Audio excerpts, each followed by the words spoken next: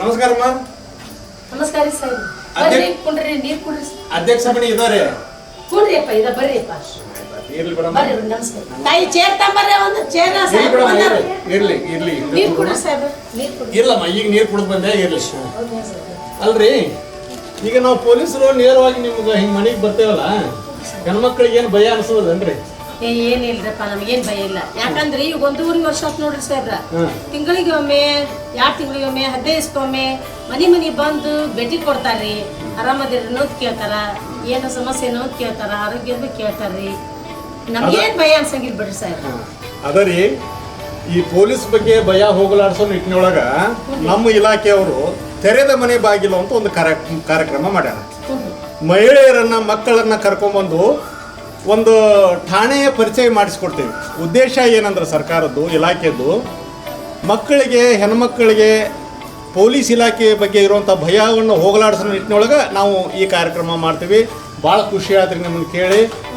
ಅಲ್ರಿ ನೀವು ಈ ವಯಸ್ಸಿನಾಗೂ ಕವದಿ ಹೊಲಿಯಾಕತ್ತೀರಲ್ಲ, ಏನ್ ಮಾಡೋದ್ರಪ್ಪ? ಹೊಲ ಮನೆ ಕೆಲಸ ಅಂತ ಆಗೋದಿಲ್ರಿ. ಕುತ್ಕೊಂಡ್ ಏನ್ ಮಾಡೋದು ಅಂದ್ ಇವ್ ಚಿಂದಿ ಬಟ್ಟೆ ತಗೊಂಡು ಹಿಂಗ ಕೌದಿ ಹೊಲಿಯಾಕತ್ತೆ ನೋಡ್ರಿ ಅಧ್ಯಕ್ಷರ, ಈ ಕೌದಿ ಬಗ್ಗೆ ಒಂದು ಚುಟುಕು ನೆನಪಾಗ್ತದೆ ನನಗೆ, ಅದನ್ನ ಹೇಳ್ತೇನೆ ಕೇಳಿ. ಹೇಳ್ರಿಪ್ಪ.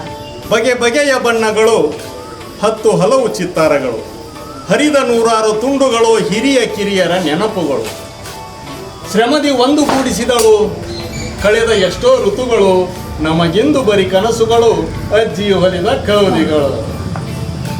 ಬಾಳ ಚಲೋ ಐತ್ರಿಪ್ಪ.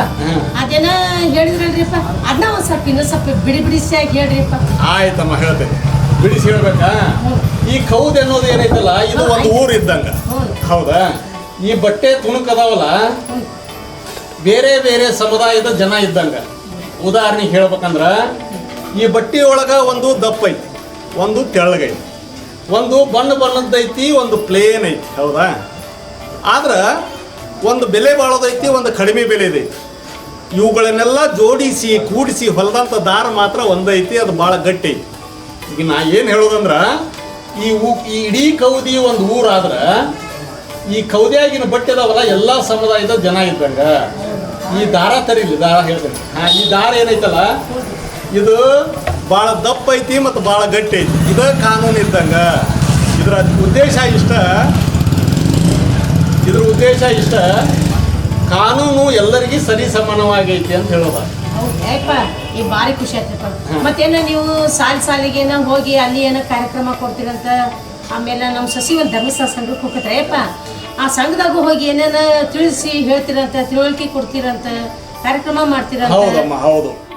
ನೋಡಮ್ಮ, ಪ್ರತಿಯೊಂದು ಹಳ್ಳಿಗೂ ಬೀಟ್ ಪೊಲೀಸರು ಅಂತ ನೇಮಿಸೇವಿ. ಅವರು ಬೀಟ್ಗಳಿಗೆ ಭೇಟಿ ಕೊಡ್ತಾರ, ಮನೆಗೆ ಭೇಟಿ ಕೊಡ್ತಾರ, ಮತ್ತು ಈ ಸಭೆ ಸಮಾರಂಭಗಳಲ್ಲಿ ಅಟೆಂಡ್ ಆಗ್ತಾರ.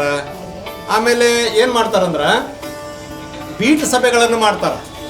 ಹಬ್ಬ ಹರಿದಿನಗಳು ಇದ್ದಾಗ ಶಾಂತಿ ಸಭೆಗಳನ್ನು ಮಾಡ್ತಾರೆ.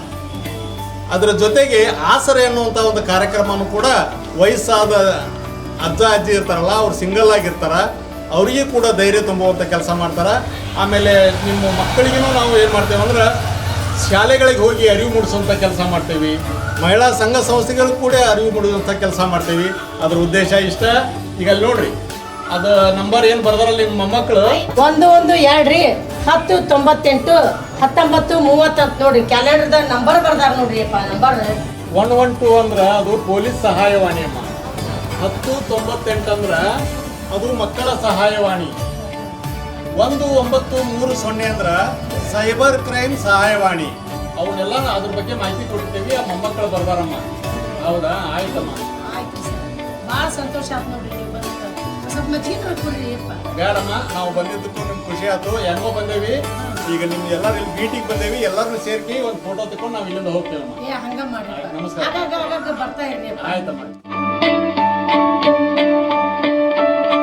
ನಮ್ಮ ಪೊಲೀಸ್ ನಮ್ಮ